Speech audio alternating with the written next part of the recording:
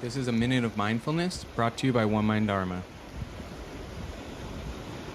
You can tune into the body breathing, being with the rise and fall, the filling and emptying of the lungs, making an effort to be with the breath from the beginning of the inhale all the way through the end of the exhale. Resting in this present time experience in the physical body as the body breathes.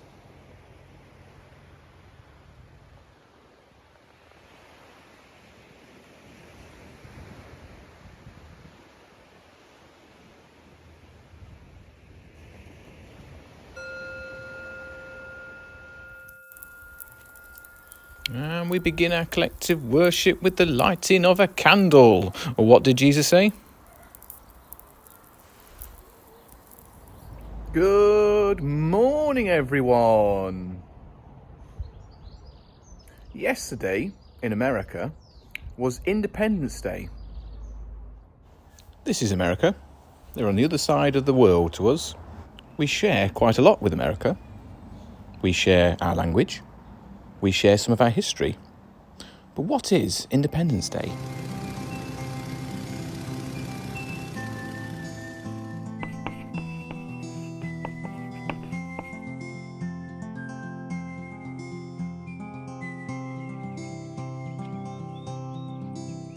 Grandpa, why do we celebrate the 4th of July?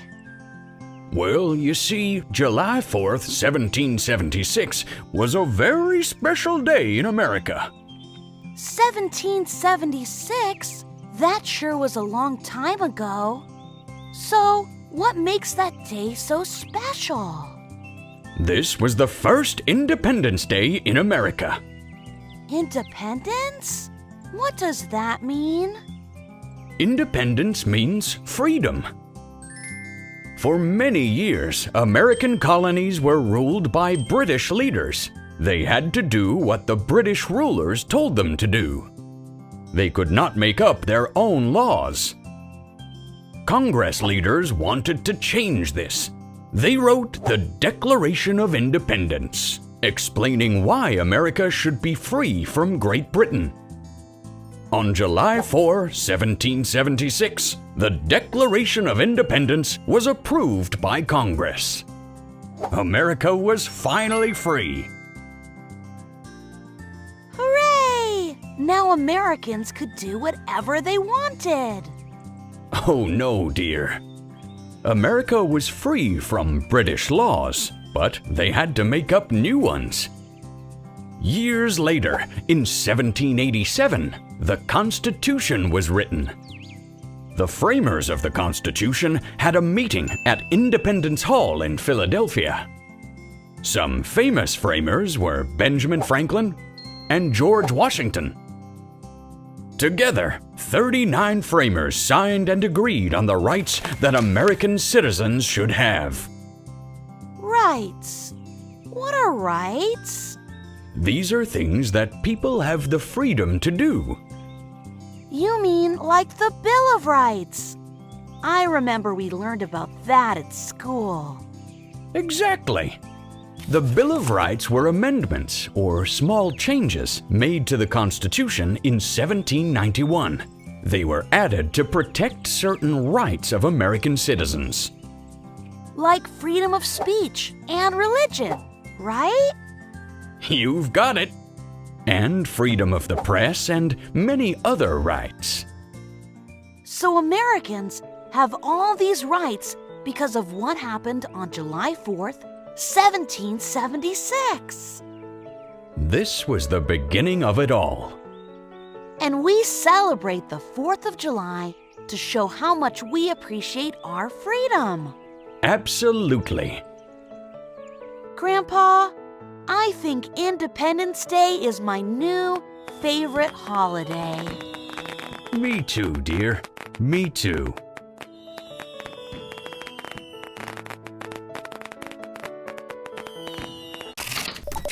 It reminds me of one of our British values, individual liberty.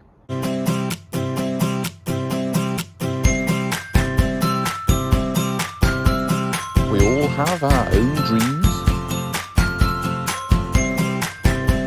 We want to hit our own targets.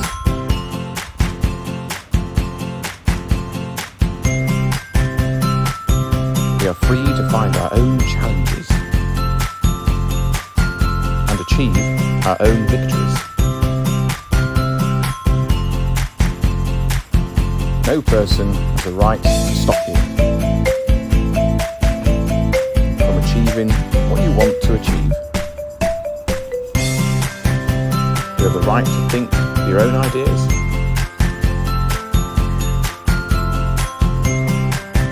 Love what and who you want.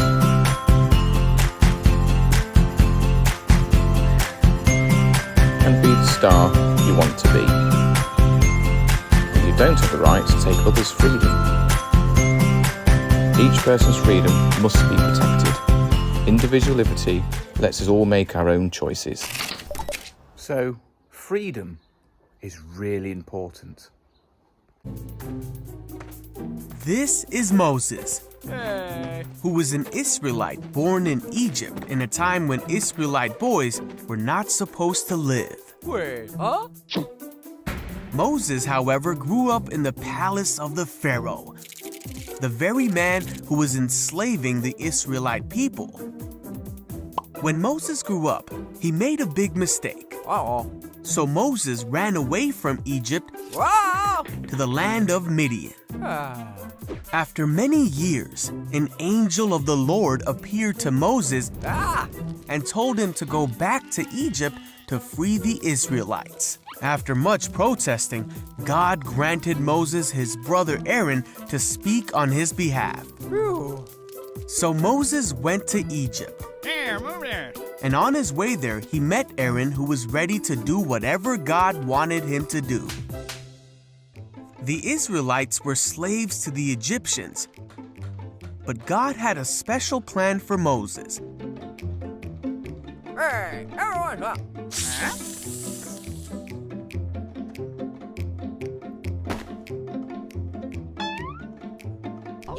After rallying God's people to them, Moses and Aaron went to the Pharaoh.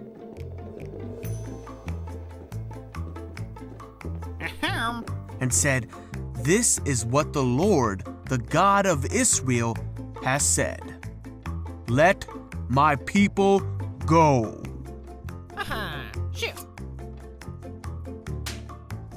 And Pharaoh made the Israelites work harder because of this.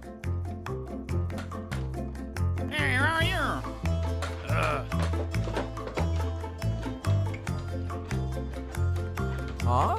The foremen of the Israelite slaves were angry with Moses and Aaron for causing this trouble. So Moses cried out to God and asked why this was happening. But God said, "You will see what I will do. I am the Lord. I will deliver you from slavery." Wow, okay. Hey! Moses told this to the people, Hey! but they were so discouraged that they didn't listen to him. God told Moses to go to Pharaoh and to do exactly as he said. So Moses and Aaron went to the Pharaoh. God told them to take the staff and throw it down before Pharaoh. Pharaoh was not impressed. He called his wise men and sorcerers, and they did the same thing.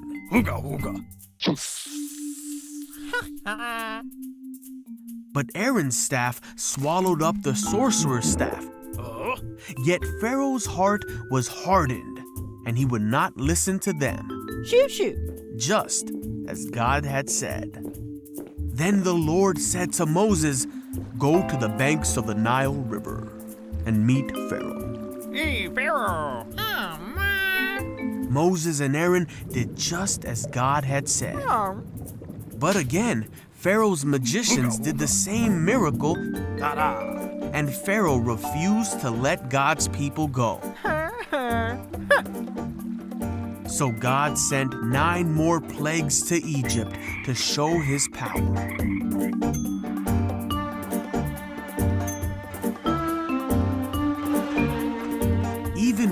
all the suffering, Pharaoh's heart stayed hard and he would not let the people go.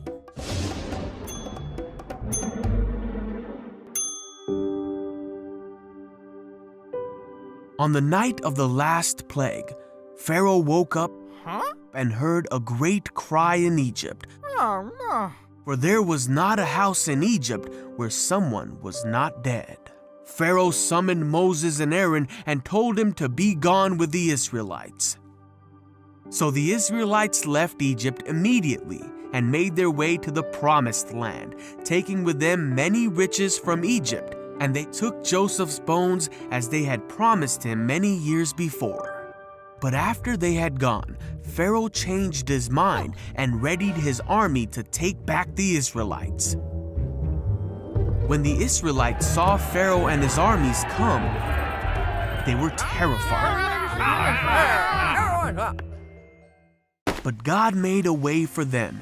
Through all of this, the Israelites saw the great power of their God, the one true God, and they put their trust in Moses, his servant.